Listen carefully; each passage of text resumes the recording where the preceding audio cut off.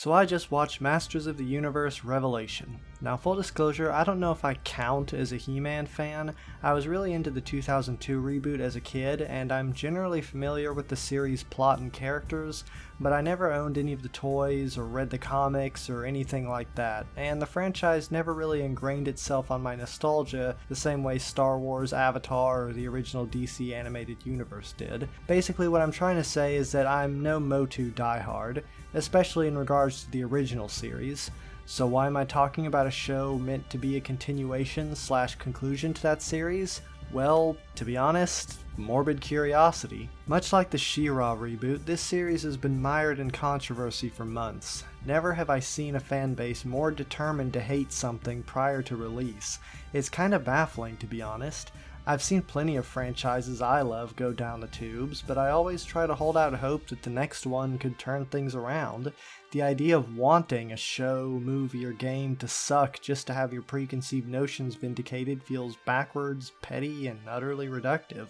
Then again, I haven't built my entire identity around being angry and hating everything. Anyway, with that said, Revelation is Motu in name only. It utterly destroys Masters of the Universe and defecates on his corpse. It's the wokest woke that ever woked, a blatant piece of politically correct propaganda that sidelines and belittles every male character to lift up its female protagonist. Or at least that's what most of the talk surrounding the show would lead you to believe. Having actually watched it, the first half season anyway, what did I think? Honestly, not bad. Pretty good even. The animation is gorgeous, the action is great, the voice acting is great, even the music slaps. From a production standpoint, I can't really think of anything to complain about. But what about the story? After all, that's what really matters, right? Well, in that regard, I'd say the show does a pretty good job as well. It opens with Skeletor and Evil Lyn once again trying to capture Castle Grayskull, only this time they actually managed to succeed, making it all the way to the Chamber of the Spirit Orb. The Masters of the Universe rush to the rescue, and He-Man and Skeletor duke it out in a suitably epic battle. The duel culminates in He-Man running Skeletor through, seemingly victorious, only to discover Skeletor tricked him into unlocking the orb's container. Skeletor cracks the orb, unleashing a torrent of magic that threatens to destroy all of reality. With only seconds to act, He-Man tries to contain the torrent by dividing the power sword, inadvertently revealing his true identity as Prince Adam to Teela. The torrent is successfully halted, but the power sword, Skeletor, and Prince Adam are seemingly destroyed in the process. In the aftermath, a grieving King Randor, having learned of Adam's fate, banishes Man-at-Arms for concealing his true identity. Teela feels betrayed as well, and turns her back on both her father and the royal family altogether. Fast forward an unspecified amount of time, and Teela is leading a new life as a treasure hunter with her partner Audra, who I think is from the comics, but I'm not sure. Apparently magic is dying in Eternia, so magical artifacts are increasingly valuable. Teela and Audra are hired to retrieve a goblet from Snake Mountain, where they discover that Triclops and some of Skeletor's other former henchmen have started an anti-magic techno-cult. Think the Equalists from Korra crossed with the Borg. It turns out the goblet is actually the remains of Skeletor's Havoc Staff, and the old woman who hired them to retrieve it is actually, you guessed it, Evil Lyn. Evil Lyn takes them to Castle Grayskull, where the sorceress informs them that the disappearance of Eternia's magic is the result of the damage Skeletor dealt to the Spirit Orb, and that if magic vanishes entirely, it will spell doom not only for Eternia, but the entire universe. The only way to restore the magic is to gather the two lost halves of the Power Sword, one in Subternia, the land of the dead, and the other in Preternia, aka Valhalla, and use the last of the orb's power to reforge it, whereupon it can be used to summon the magic back. Honestly, I wasn't entirely clear on that part, but maybe I just don't know my Motu lore well enough. Either way, it's a perfectly fine setup for a MacGuffin hunt.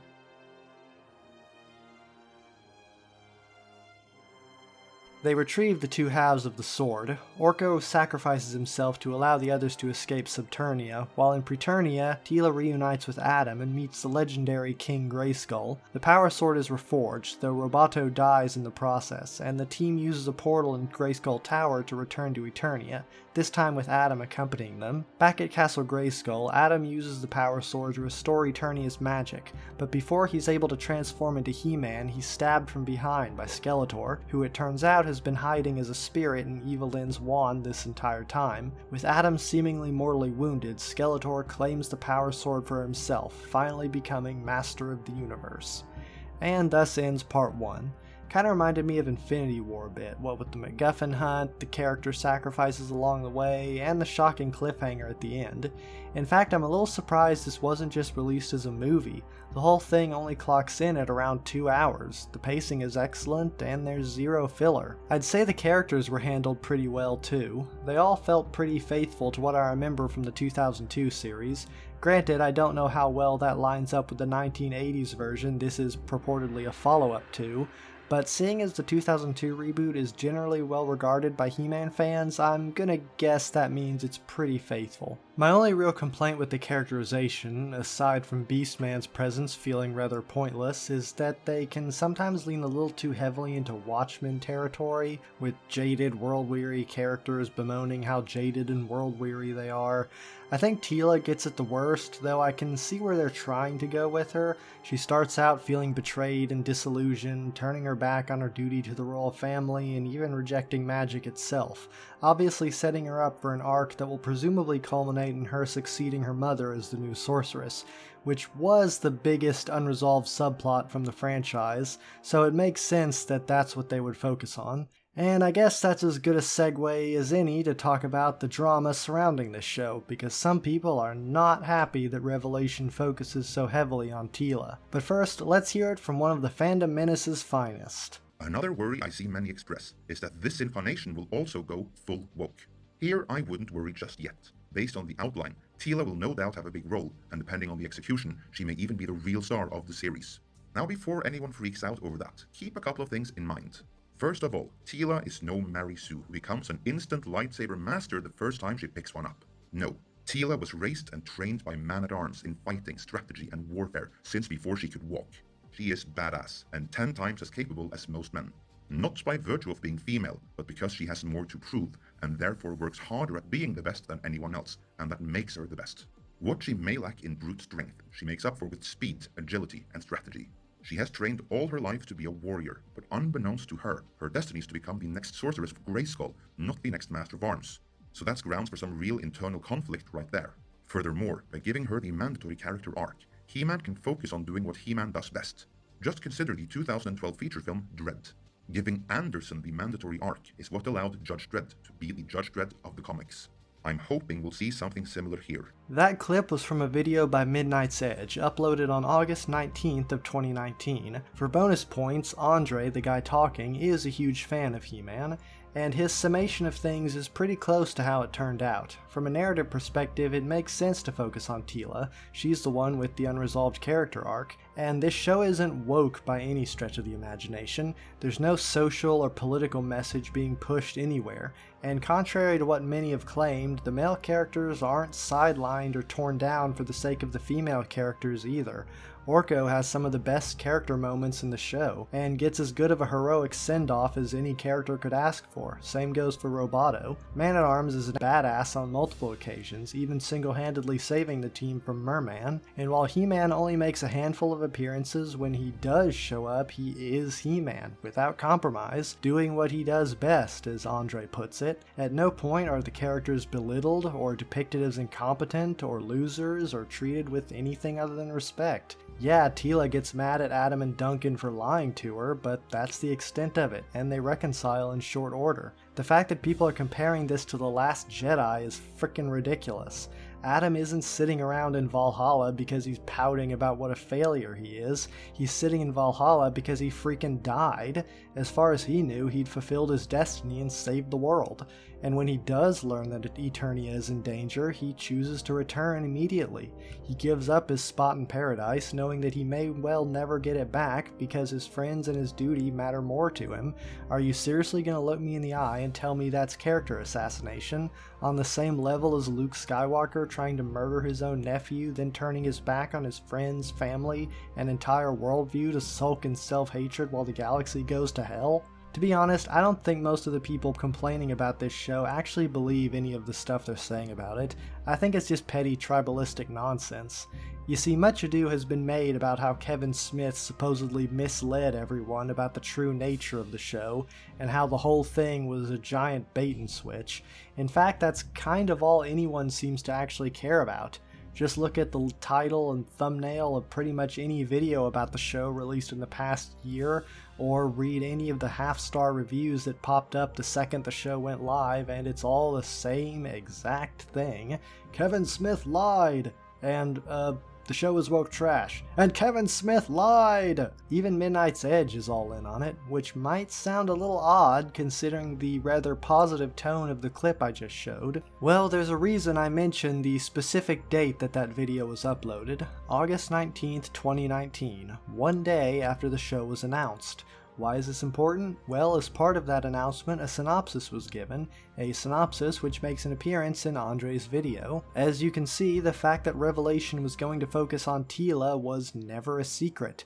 Andre even acknowledges this, and he didn't seem to have a problem with it back then. So if the fact that Tila was going to be the focus of the show was known literally since the day it was announced, then why the sudden outrage? Why the cries of bait and switch? What did Kevin Smith lie about exactly? Well, to explain that, we gotta talk about my favorite YouTube tabloid, Clownfish TV, because apparently there isn't a single geek-related hoopla they aren't at the epicenter of. In this case, it's because Neon tweeted out a rumor from an inside source, stating that Revelation was going to be all about how Tila is a better He-Man than Adam, and that he's going to step aside and relinquish his position to her. Somehow Kevin Smith came across this tweet, and instead of doing the smart thing and just ignoring it, because seriously, it's friggin' Clownfish TV, who the feck cares, he decided to respond in a sarcastic tone and told them they were wrong. And yeah, that's literally it. Kevin Smith had the audacity to call out Clownfish TV.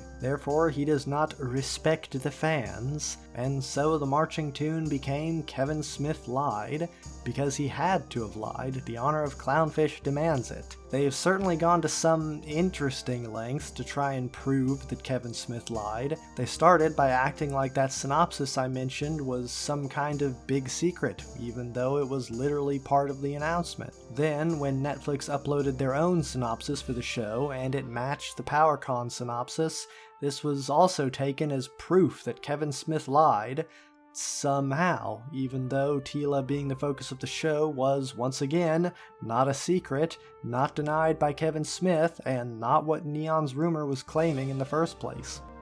Hey, post-recording Delver here. So while I was editing the video, it came to my attention that there was actually a tweet in which Kevin Smith appears to deny point 2, that the show is focused on Tila.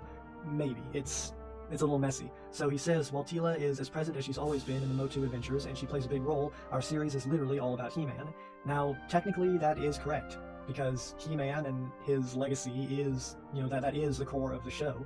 While Tila is the focus, like her relationship with He-Man / Adam, and, her motivations and why she is the way she is, that's all tied in to He-Man. So, it is all about He-Man in that sense, though I will admit that is treading very close in the realm of, from a certain point of view, that kind of thing.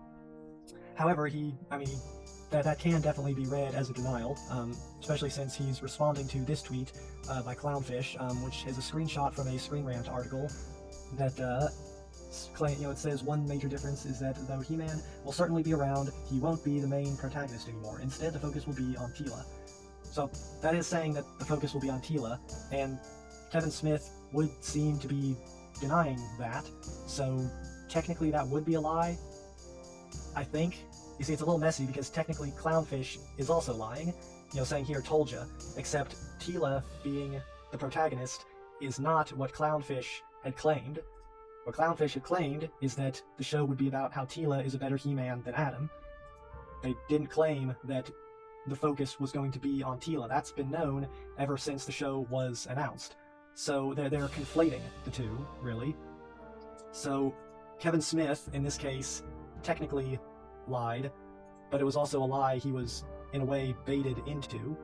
So personally, I would, and also worth noting, this is after the whole Kevin Smith lied narrative had already taken root. So Clownfish already cooked up a bogus narrative, and then they conflated it with the whole thing about Tila being the protagonist, which was never a secret. So, I don't know, personally, I'm seriously tempted to consider this tainted evidence, but I'll ultimately leave that up to the viewer. So I guess with that, back to the main video. They also tried to prove Kevin Smith lied by proving he's not a real He-Man fan. I guess the logic is that if he lied about being a He-Man fan, then that means he's a liar, therefore he must have lied about everything else? Are we playing 6 Degrees of Kevin Smith lied? Besides, I'm not sure if Kevin Smith did lie about being a He-Man fan, mostly because I can't find where he ever actually claimed to be one in the first place. I know a few promotional articles referred to him as a Masters of the Universe superfan, and he didn't refute them, so I guess that could technically count as a lie of omission. I suppose all I can say to that is, welcome to promotion. Nobody's ever going to claim they aren't a fan of something they're supposed to promote just to satisfy the semantic nitpicking of a group of fans already determined to hate it. Anyway, the TLDR is, there was no bait and switch. Everybody already knew what this show is going to be about from the moment it was announced. We're still waiting on part 2, so I guess we can't say for sure whether Neon's rumor was true or not, and of course there's still a chance the show could completely drop the ball. But what we have so far is pretty good, and certainly doesn't deserve to get review bombed based on nothing but cultish loyalty to a scummy YouTube channel. So with all that out of the way, my final rating for this show is a solid 8 out of 10. It's a gorgeous, well-paced series with great acting and amazing action sequences that, at least in my opinion, does a good job of honoring its source material. That said, Teela spends a bit too much time being a jaded pill, even if it is part of her arc, and despite its good pacing, the show still very much feels like a Part 1, the Infinity War to Part 2's endgame, if you will, and whether the show as a whole succeeds or not will depend heavily on how Part 2 plays out, so here's hoping it sticks the landing, preferably without any messy time travel shenanigans. Still, don't take my word as gospel. If there's anything to be learned from this video, let it be that you should always think for yourself and form your own opinions. Fandom isn't a hive mind, and it's never a good idea to like something or hate something just because a YouTuber told you to. I'm the Rambling Rune Pony, thanks for watching.